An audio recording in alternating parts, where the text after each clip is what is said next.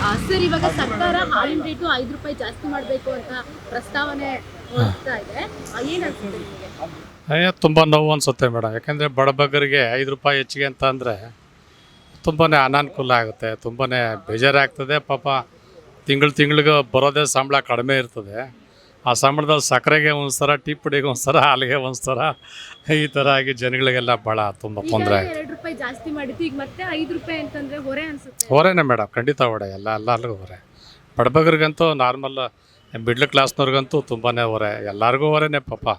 ಯಾಕೆಂದರೆ ಬೆಳಗ್ಗೆ ಎದ್ದರೆ ಈ ಸಣ್ಣ ಸಂಬಳದಲ್ಲಿ ಏನು ಅದರಲ್ಲೇ ಎಲ್ಲ ಮೇಂಟೈನ್ ಮಾಡ್ತಾ ಇರ್ತಾರೆ. ಅದರಲ್ಲೂ ಇನ್ನೂ ದಿನಕ್ಕೆ 5 ರೂಪಾಯಿ ಜಾಸ್ತಿ ಅಂದರೆ ತಿಂಗಳಿಗೆ 150-200 ರೂಪಾಯಿ ಮೇಲೆ ಅರ್ಧ ಲೀಟ್ರ್ ತೊಗೊಳ್ಳೋರಿಗೆ ತಿಂಗಳಿಗೆ 250-300 ರೂಪಾಯಿ ಹೊರಗೆ ಬೀಳ್ತದೆ.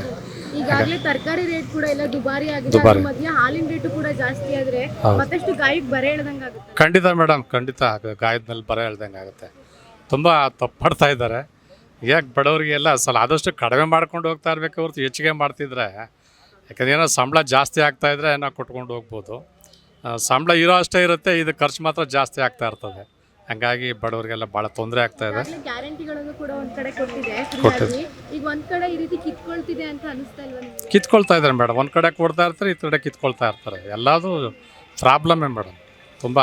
ತುಂಬ ಜನಗಳಿಗಂತೂ ಭಾಳ ತೊಂದರೆ ಆಗ್ತಾ ಇದೆ. ಹೋಟೆಲ್ಗೆ ಹೋದ್ರೂ ಕೂಡ ಕಾಫಿ ರೇಟ್ ಎಲ್ಲ ಜಾಸ್ತಿ ಮಾಡ್ತಾರೆ. ಈಗ ಹಾಲು ಜಾಸ್ತಿ ಆದಮೇಲೆ ಆಟೋಮೆಟಿಕಲ್ಲಿ ಎಲ್ಲ ಜಾಸ್ತಿ ಆಗಿ ಆಗುತ್ತೆ.